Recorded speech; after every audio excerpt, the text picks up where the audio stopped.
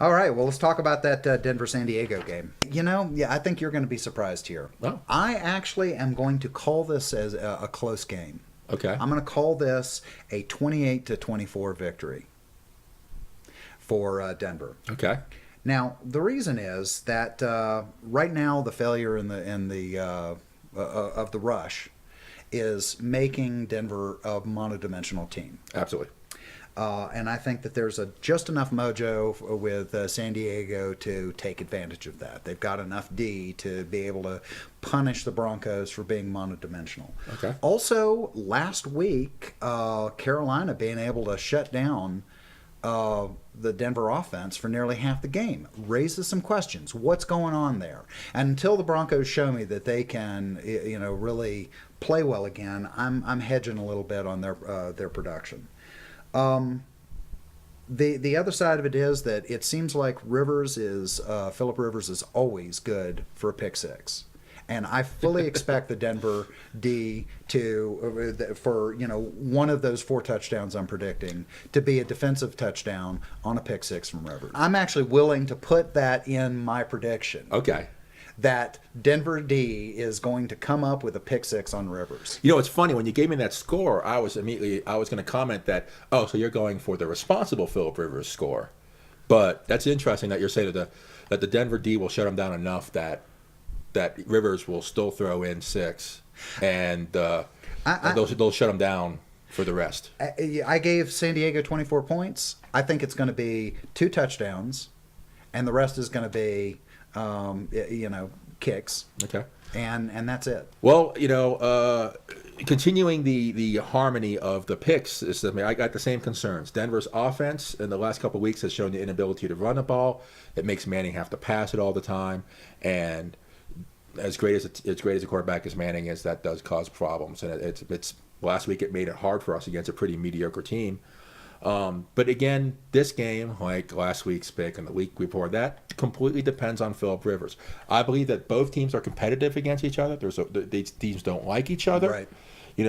If God knows that San Diego Chargers have ruined the Broncos' day so many times I can't count. Absolutely. So with that in mind, if Phillip Rivers was a consistent quarterback, right, the only way I could call this game would be, the home team's probably going to win this.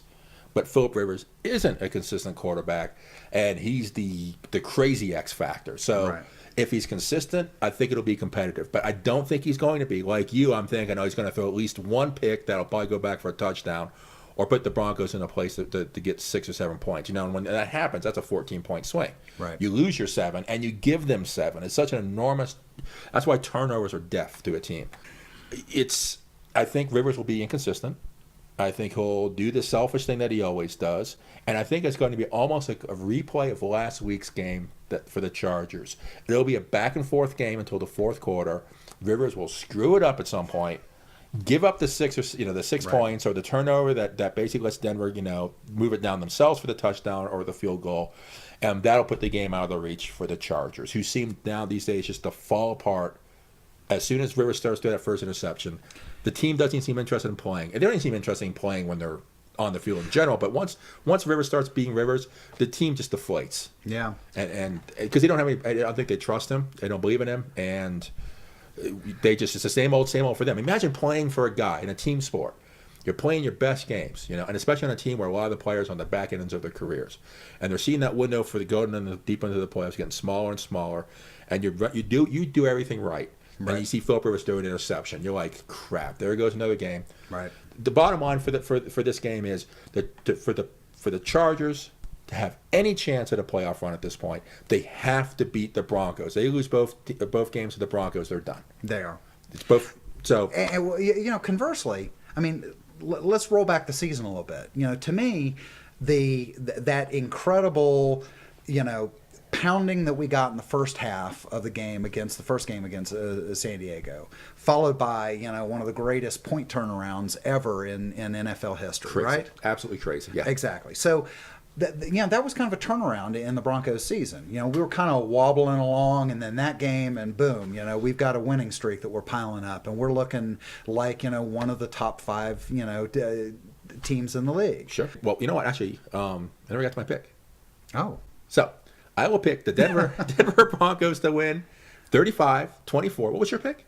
28-24. So we're still pretty close. Right. So I mean, you're giving them another touchdown. I'm not willing to quite give them their normal 30 points this week. Sure.